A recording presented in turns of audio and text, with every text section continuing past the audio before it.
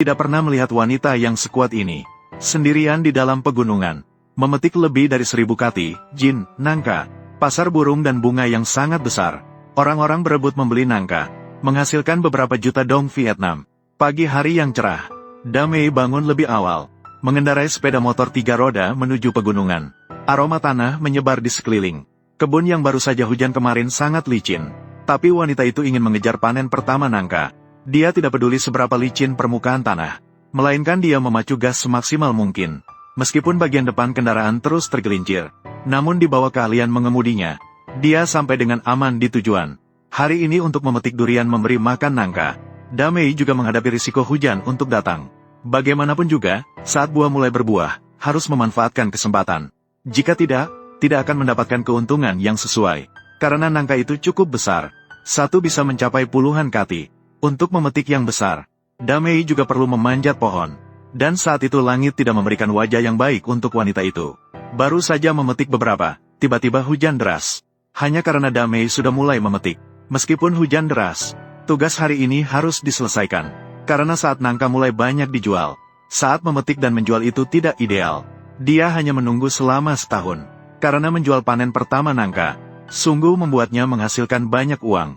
Sekarang nangka sudah terlalu matang. Jadi Damei perlu menjual lebih banyak dalam beberapa hari ini. Saat ini ada transportasi sepeda motor. Kali ini bisa memetik lebih banyak. Kebun buah memiliki lebih dari 20 mu.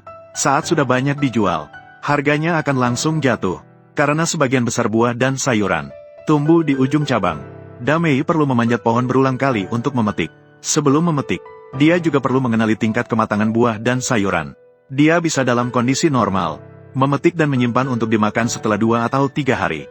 Sedangkan dalam beberapa kondisi yang retak, dapat dinikmati setelah dipetik. Dengan berhentinya hujan deras, wanita itu juga mempercepat langkah memetiknya. Lagi pula target memetik hari ini adalah mencapai 3-400 kg. Dan menjualnya di pasar. Oleh karena itu, tugas penjualan hari ini sangat berat. Tidak hanya jumlah yang banyak, tetapi tugas penjualannya juga sangat penting. Setelah lebih dari 3 jam memetik, Damei sudah mendapatkan ratusan kilogram nangka. Selanjutnya dia perlu segera memasukkan nangka ke dalam mobil.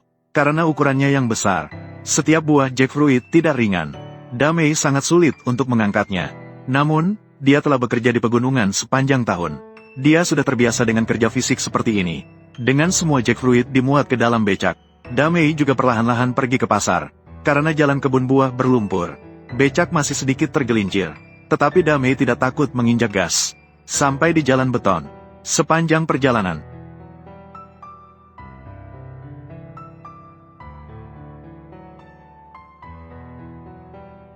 lokasi penjualannya pada dasarnya adalah pasar burung dan bunga yang relatif besar. Lagi pula, ruang ini cukup besar, bisa melindungi dari angin dan hujan. Setelah dia memarkir becaknya dengan stabil, Damei langsung membuka pintu mobil.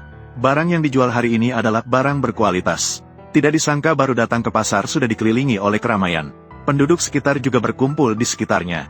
Ini menunjukkan bahwa semua orang sudah lama menunggu jackfruit ini. Saat baru diluncurkan, semua orang ingin membeli dan mencobanya. Nangka juga merupakan buah premium lokal. Jadi, keuntungan keseluruhan jauh lebih tinggi. Karena Damei kali ini menjual dengan mengendarai motor. Jadi, keuntungan yang dia dapatkan akan menjadi puluhan kali lipat dari tahun lalu. Selain itu, pasar nangka tahun ini cukup baik. Penjualan nangka hari ini pasti tidak akan terlalu buruk. Jadi, harga yang dijual Damei sekarang cocok untuk semua kalangan. Semua orang sangat menyukai buah ini.